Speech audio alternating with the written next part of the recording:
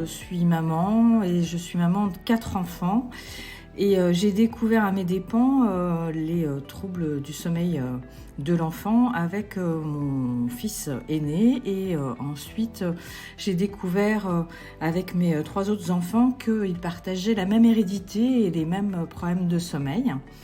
Je suis pneumologue de formation, j'ai complété ma formation avec une spécialisation dans les troubles du sommeil.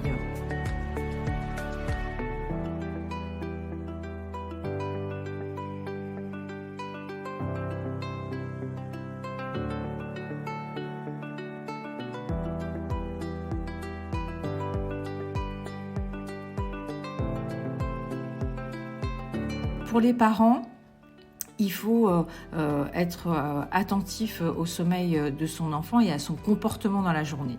On va donner un certain nombre de symptômes qui sont à la fois qui surviennent la nuit, parce que c'est une pathologie qui survient la nuit, et dont les symptômes les plus importants qui vont vraiment perturber la vie de l'enfant et de son entourage vont être plus visibles la journée.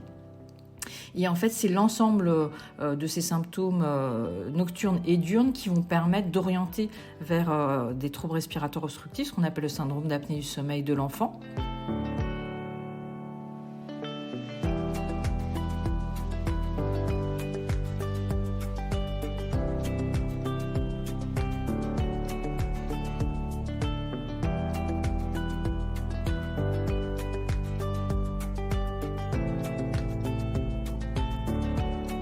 On sait que donc un sommeil insuffisant en quantité et surtout mauvais en qualité va augmenter les problèmes d'apprentissage, qui sont plurifactoriels.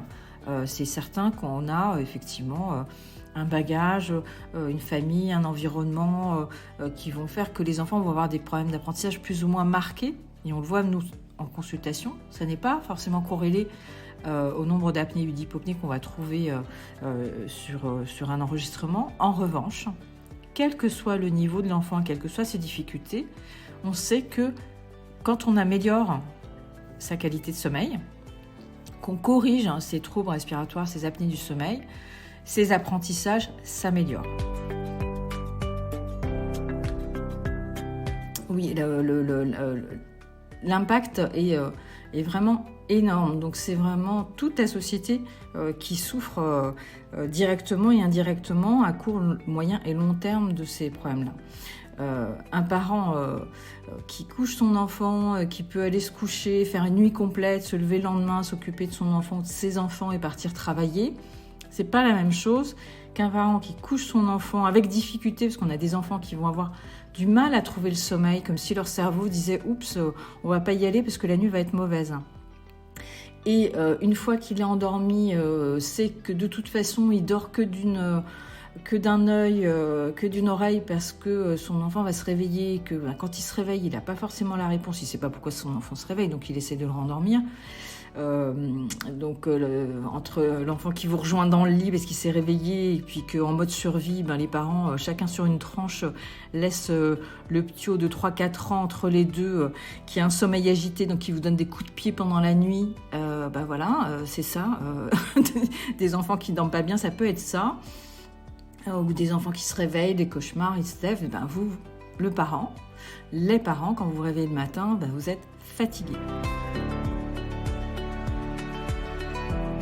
De toute cette expérience, une application qui s'appelle Sommeil de Marmotte, puisqu'on utilise les dessins de Julie Eugène pour ces petits jeux. Et cette application, elle est née en juin 2019. On travaille sur la 2e version, c'est-à-dire qu'on est en train d'ajouter de nouveaux jeux pour les enfants. Et il y a toute une partie d'explication pour les parents sur pourquoi est-ce que leur enfant a de l'apnée, qu'est-ce qu'on peut faire pour l'aider, les traitements. Et on va mettre sur la nouvelle version une partie pour la prévention, c'est-à-dire comment faire pour éviter pour les enfants à naître et comment être vigilant par rapport aux tout petits très tôt.